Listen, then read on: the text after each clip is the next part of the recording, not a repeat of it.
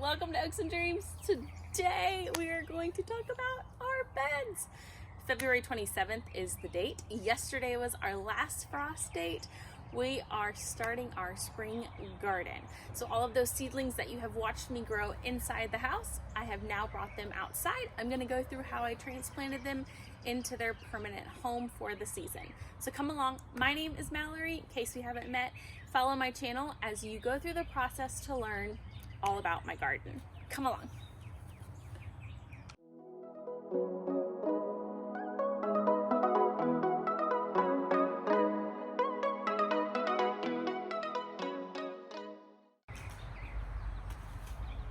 First thing we're going to talk about is the pepper plant bed. So these are the seedlings that we grew indoors. I brought them out this weekend and we will go through them. So first of all, to plant the pepper that we brought outside, this is, if you remember in our older videos, what they look like. It's been about 3 weeks. This is how much they've grown. Some of the plants already have little pepper buds on them. I'm going to go ahead and pluck some of those off because right now I want the plants to focus on the leaves of the plant. Some people with their pepper plants will kind of trim off the top of the plant.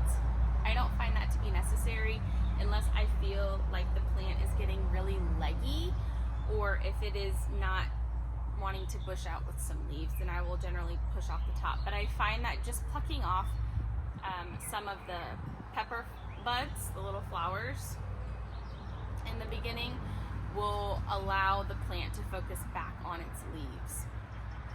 So what we have here is a cayenne pepper plant, one of the ones we grew. I'm just going to show you, I make the nice little hole.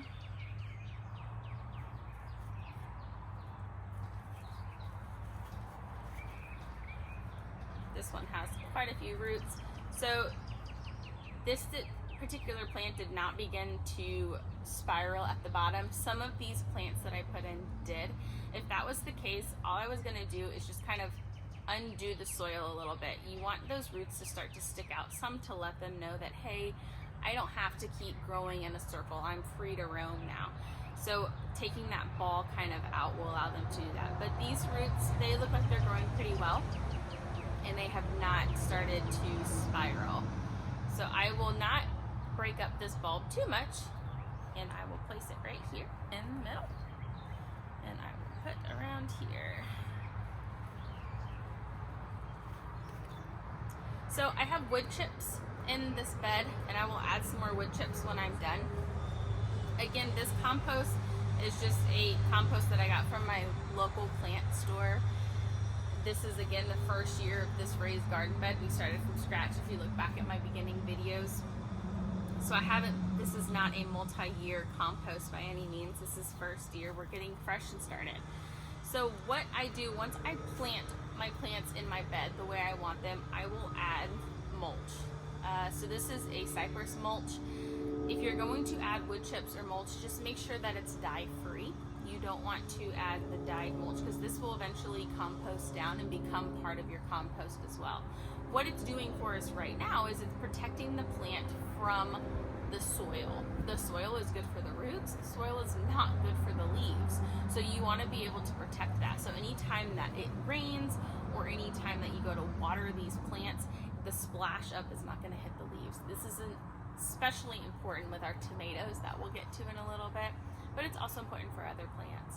I also found out that if you don't use a mulch or leaves or some type of straw to protect the soil underneath the plants, the soil will dry out pretty quickly. You're going to find yourself watering it a lot more than if you had put some type of layering on top.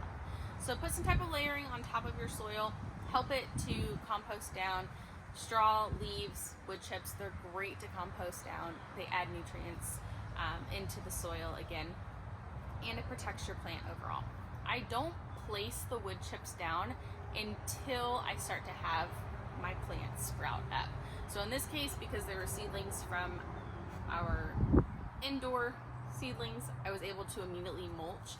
The beds that I have that I've place seeds directly into, I have not mulched yet, and I will not mulch until I start to see that plant come up. So that may take a little bit longer. You might see me also wait in some areas, or some of the bed might also, some of it's mulched while other parts are not, and that's simply because I'm waiting for those seeds to come up. All right, so this is our, so since this is a pepper plant bed, I added blood meal to this bed. I added this to my tomato bed as well as my plant bed. I just followed the instructions in the back, and I mixed it in really well with the compost before I started planting. I've seen other gardeners in the past, they will make their hole for their tomatoes or their plants, and they'll place a little bit at the bottom of the hole before they plant the plant. You can do it either way. I just have a tendency to mix it in so I know it's all there. But I use blood meal. Nitrogen is important for the growth of plants, of tomato plants and pepper plants. So it's important that you add this. If you don't add this, you will find that the plant will start to turn yellow. The nitrogen helps it to turn green. That helps with the whole photosynthesis process, helps for the plant to grow. So nitrogen is what you need. Blood meal is a great source of nitrogen. So since these are now in their final season growing place, I will also start to fertilize them. I place the nitrogen when they first got planted. I will probably wait a couple of weeks before I do my first fertilizing. I use fish fertilizer, Alaska fish fertilizer. This is what I have found to be best. I can grow plants with this. It stinks, but it's worth it. I add it to my watering pail about every 3 to 4 weeks, and I will fertilize my plants during the growing season only. So as they were seedlings, I didn't really fertilize them a lot. You saw me change out the dirt as they transplanted to a larger cup, but I did not really add fertilizer. So this will be in a couple of weeks the first time that I truly fertilize them outside of the blood meal. All right, so let's add some mulch to this bed. As you can see, it's not a really thick layer of mulch that I add, but it is enough that when I go to water this, or if it rains on top, that dirt is not going to backsplash onto the plants, as well as it's going to keep that nice barrier. So when the sun beats down on the soil, it's not going to dry out the soil immediately. It's going to help to keep that moisture barrier, which is what we want. Anytime that these plants go into like dehydration mode, they're going to stunt their growth. It's going to stunt their growing process. While we are talking about our pepper plants, I also want to bring up hardening off. So I am not a huge fan of hardening off my plants. I tend to lack in doing that, but I will show you what I do instead. So on some of these pepper plants, and I can zoom in closely here in a minute, you will see some kind of black to purple lines on the stems of the plants. Some, like this one, is the stem is almost entirely black purplish, but other ones you can see some lines. That is kind of like a stress-induced line, and it is caused by me placing a fan on these seedlings while they were growing. So putting a fan on the seedlings while they grow will create those stress marks, but it in turn makes the stem stronger, and it makes them stronger to hold the fruit that they plan on growing, as well as when it gets really windy in certain areas. Now, if you're growing this garden bed out in the open, you might get more wind. While here we're pretty kind of closed in, but it's still going to get some wind. But the stress marks that are on these plants will help to grow them that much stronger, and will help for them to support their own fruit-bearing harvest that they have.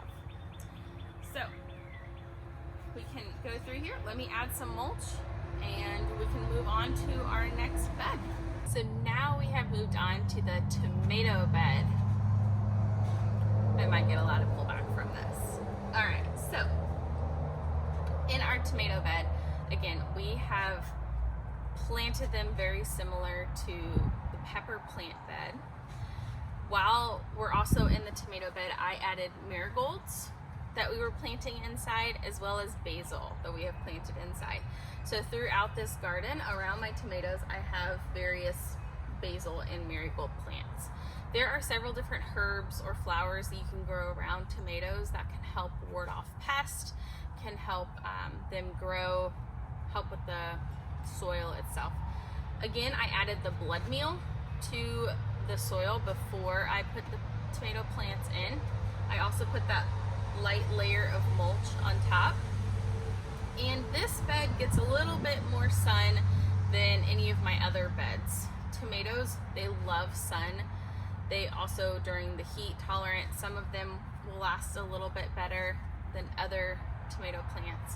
You have to look what's good in your area. So the smaller tomato plants here, I don't know if you can see them in the middle, that is the Everglade tomatoes. Those are the ones that are native to Florida. They produce like a really small cherry tomato. Those, I imagine, will do great in the hot heat, in the humidity. You could practically grow those in sand. They're gonna do great. These other ones, these are the San Marzano tomatoes. Again, they're a little bit bigger, but they do well in the humidity, the heat. They do a great canning tomato, tomato paste type of tomato. The larger tomatoes I do not have good luck with. I don't know what I do wrong with them. So the smaller variety of tomatoes I generally do a little bit better with.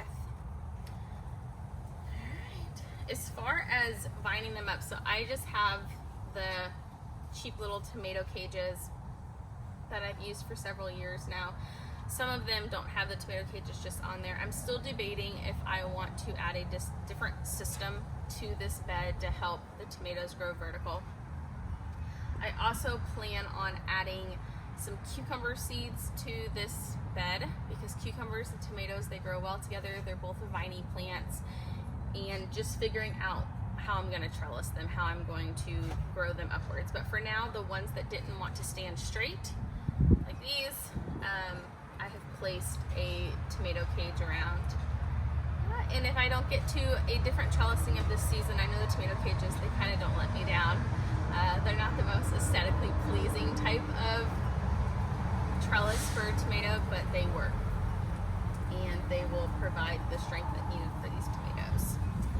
Alright, moving on, let's go check out another one of our beds. I think we will move on to the bed right next to me, so hang on just a second. Okay, welcome.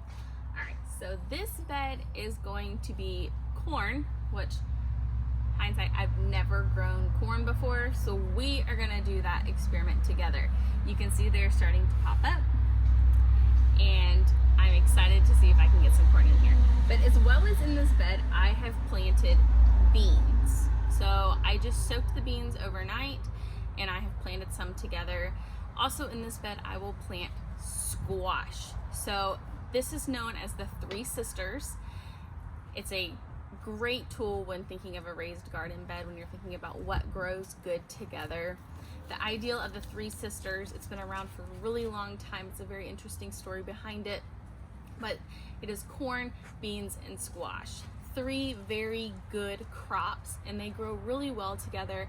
The beans can grow up the vines like on the corn, as well as the squash can be grown below it, and the squash helps ward off certain pests that would otherwise want to go for the corn, as well as the beans are protected by the corn, the squash.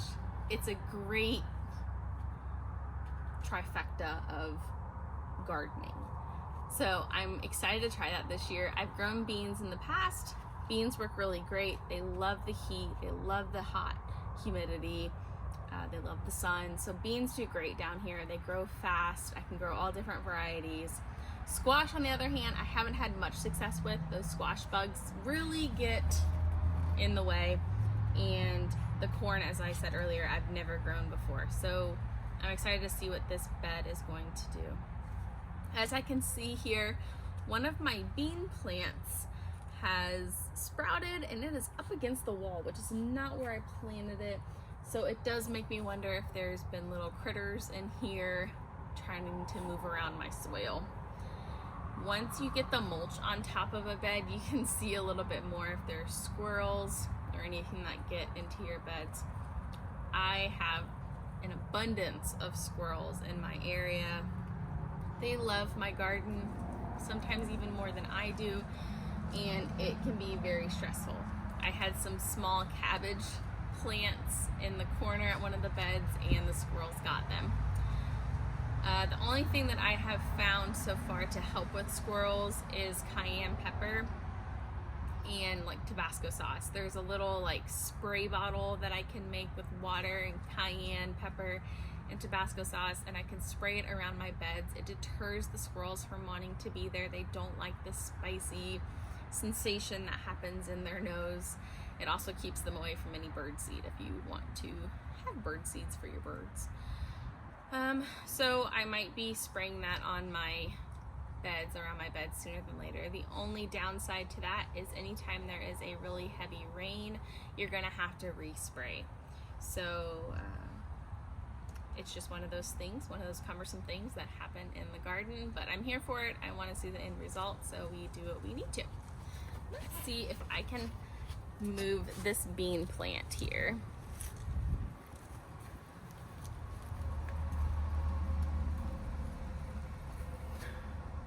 Ooh, he's already got a really good root on him. All right, so, oh, look at him. So there is a bean plant. So all I did was I soaked these beans overnight, and they started to have a good root on them, and I planted them out here. But as you can see, that is not where I planted him, right in the corner. So let's put him, let's see if I can tell what kind of bean this was. I do not know. I planted black beans and green beans in here. So I will place him kind of here in the middle, because again, I don't know where I planted the others. I'm really bad at marking those, but that's okay.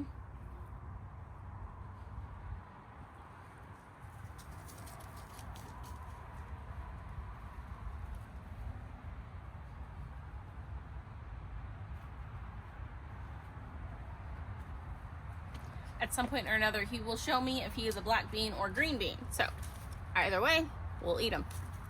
All right, so I planted him there. I don't see any of the other ones sprouting up just yet. It makes me wonder if possibly the squirrels could have gotten them. If I don't see them come up in about a week or so, I will plant some more. So that one is growing, and we're gonna hopefully continue to get it to grow. All right, as you can see, what we talked about earlier, I have not mulched this bed yet, again, because I just planted those beans. I can go ahead and put mulch around the corn. Enough of them have popped up, but I was kind of waiting to see if any more would pop up before I started to do the mulch, just because it sometimes can hinder that plant from coming through the surface if there is a heavy enough mulch on the ground. The natural leaves have kind of gone over this bed from the oak trees, and that's okay, I'll leave them. They kind of serve the same purpose as a mulch. And that is it. So let's move on to our next bed. Okay, so we've moved on to another bed of ours. This is my onions and my tomatillas. So tomatillas do not grow with tomatoes. Although they are from the same family, they kind of fight for nutrients. So they are separate. They do, however, grow great with onions. So also in here I have a couple marigolds. Again, that's to help ward off pests. So as you can see, our tomatillos, they are quick to flower. There's not many leaves. This one looks probably the best out of all of them, and the top had fallen off, so it's starting to stunt its growth. So typically with tomato plants, you would not take off the top like a pepper plant. You're going to prune from the bottom. But with the tomatillos, I have found that taking off the top, I found this just because one of my tops had fallen off, that they actually will start to grow more leaves. So it's kind of like a pepper plant in that sense, but the tomato plants will generally not do good if you take off the top. Some of these leaves are yellowed a little bit. I did add some blood meal to this area as well to hopefully counteract, because they want the nitrogen too. So we will pick off these flowers as well. We're not quite ready for the plant to start producing the fruit, so we want to pluck these off because I want the plant to focus on its leaves. So if it's not quite ready, it will continue to focus on the flower. And I don't want that. I want it to focus back on generating a really, really strong stem with some nice leaves. Other than that, so these are our onions that are growing beautifully. I'm absolutely so excited. So this is onion sets that I grew. So this is what we sometimes call second year onions. If I was to grow them from seeds, this isn't something that I would plant until the following season. But at the end of this season, since this is the second year onion, I should have a nice onion bulb. So inside on one of my other videos, we showed you the seedlings of onions. That is something that I will grow into small sets that I will then have for the next growing season. So I'm 2 seasons away from actually getting an onion from those onion seeds. I kind of learned that the hard way. I had planted seeds in my garden expecting onions and was humbly surprised that I did not get an onion. A friend of mine explained to me the 2-year process, and since then I have grown more experience with onions.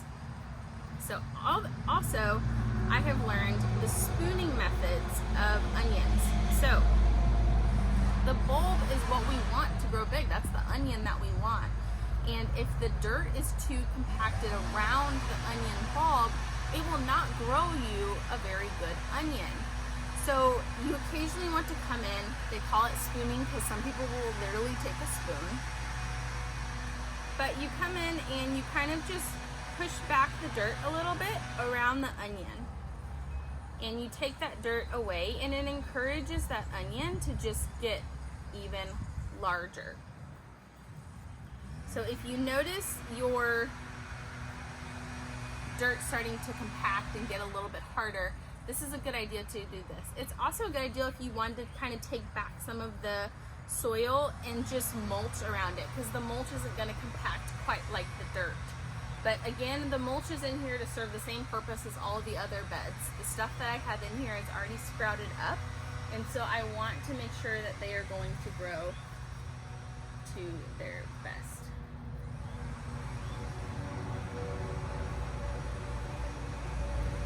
Looks like there is a lot of space in this bed, as well as some of the other beds that we've gone to, but these plants are going to grow and they're going to flourish, and before you know it, you're going to feel like you don't have enough space, and that is a good problem to have.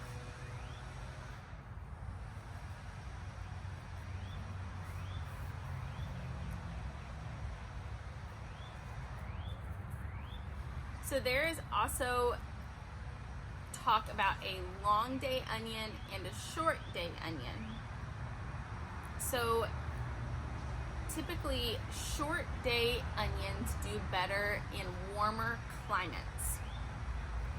Long day onions do better in winter climates and colder climates, which is kind of opposite when you think about it, because you think long day, you think the warmer areas have longer days, but it's actually the opposite. So short day onions do better in warmer climates, and long day onions do better in colder climates.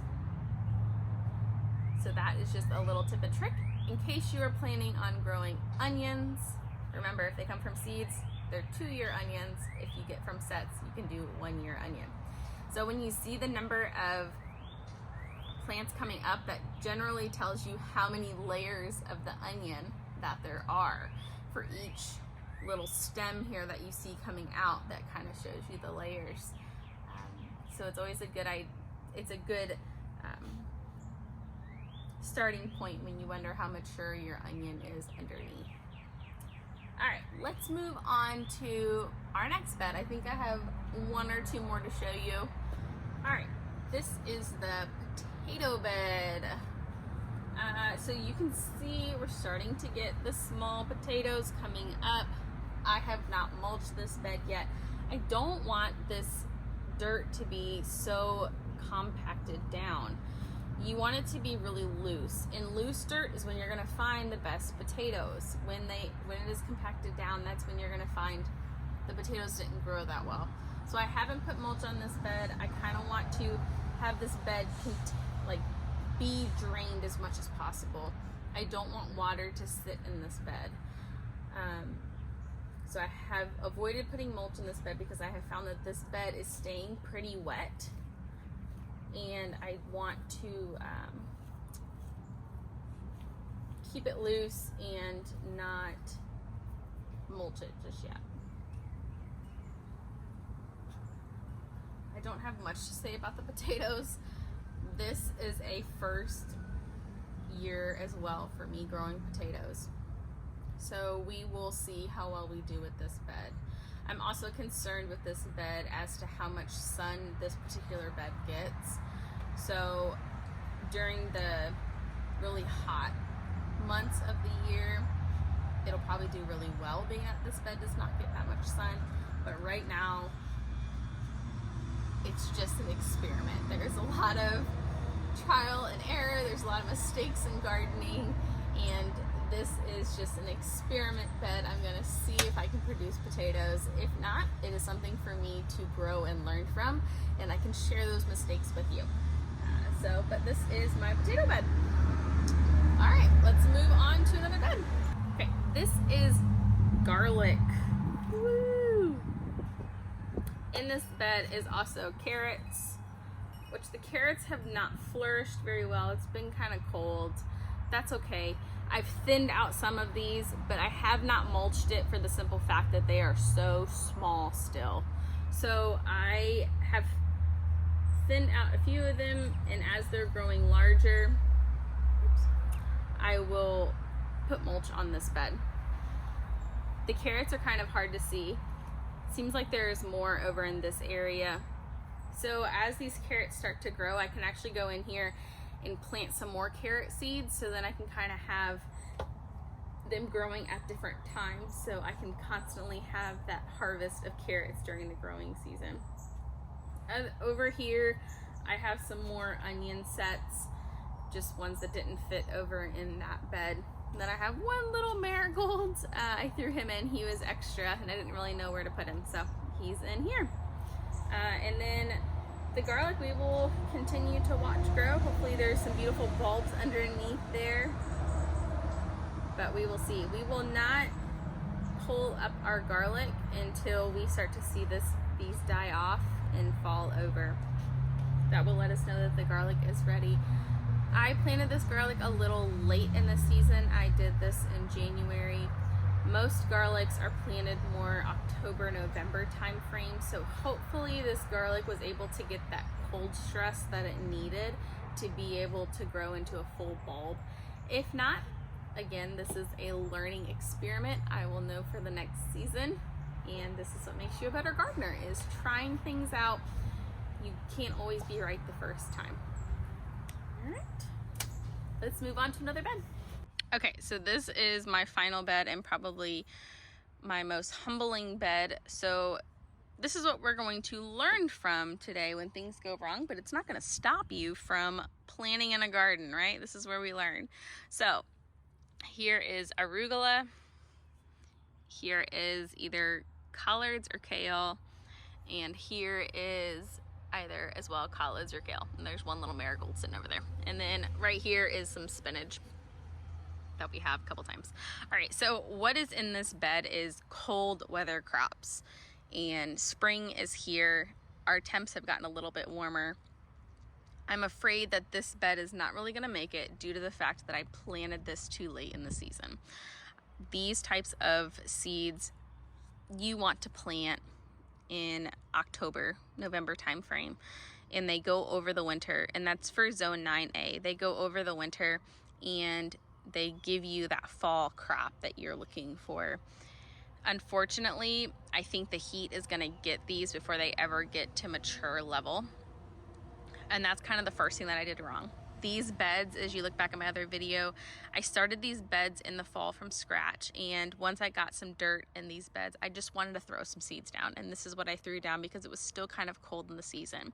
I was excited to get something growing. I wanted some green in this garden, but this is where we're at. So as well as the planting these a little bit later than I should have, the other thing that I did wrong is I planted collards and kale together. So similar to tomatoes and tomatillas, you are not supposed to be able to grow these together because they take the same nutrients from the soil and they fight for space. They fight for nutrients. So you need to have these separated. I did not separate them. They are still small enough that it's not even a worry for me to separate them. The arugula, I might get some arugula off of there. If I do, great. I'm excited about it. But I have not been able to grow these all that well this season. But that's okay. I have plenty of seeds, and we will start again in the fall with an established raised garden bed and not just something that I'm trying to do last minute. So you learn, again, gardening is a learning process, and I'm excited for what gardening can teach me. Thank you for spending this time with me as we walked through my garden to show you what the start of my spring season is going to be. Please like and subscribe to my videos if you continue to want to see updates and see how good these beautiful plants are growing, as well as tips and tricks that I have learned along the way. Thank you for joining.